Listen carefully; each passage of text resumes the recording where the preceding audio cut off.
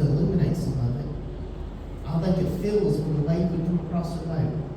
Because a 10-foot wave would have went across a little ship. I mean, it probably wasn't, I don't know exactly how big they were, but I'd say 15 people would have probably filled up one.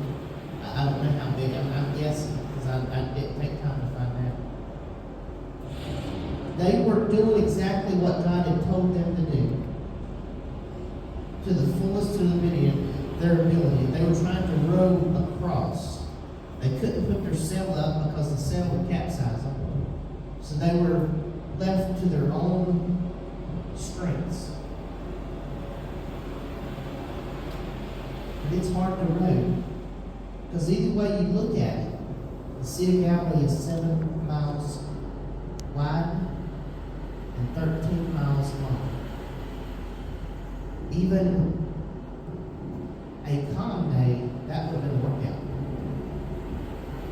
But as me and the kids have found out, when you're trying to row out into the ocean, that wind and those waves are, I mean, you row as hard as you can and you don't go under. You can only sustain that for so long. They were exhausted.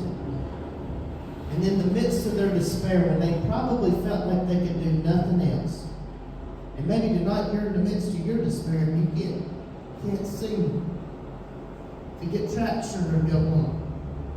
Remember, Jesus is still out there. He knows exactly where you're at. He knows exactly. Because He sent you on a mission. And you followed what He's told you to do. Even though it seems like an impossible task, keep rolling. You know, Jesus showed up in the fourth watch, the last watch. They were totally exhausted. They probably didn't have daybreak in them. They probably would have sank. And they can't see Jesus until He gets close enough for that little light, or whatever form of them. They had to have something.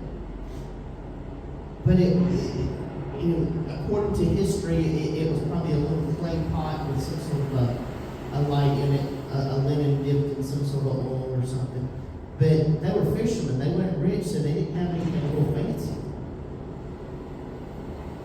And you may not have anything real fancy either, but you do have Jesus that's on your side.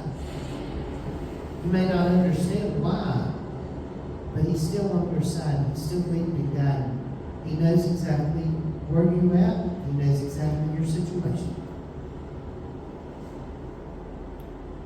You know, it took a lot of guts for Peter, knowing what the sea was about, to step out, to have enough faith to step out. And many of us in here have stepped out of our comfort zone, not knowing whether our feet's going to stay on top of the water or not. You know, Peter gets a lot of flack because he sank.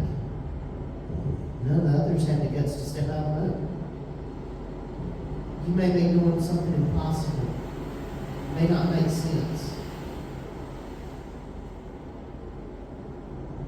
But you've had enough faith to step out. Remember, Jesus is still there to grab that hand when you stick it up out of the water and pull you back out. So even though the waves are smashing down around you,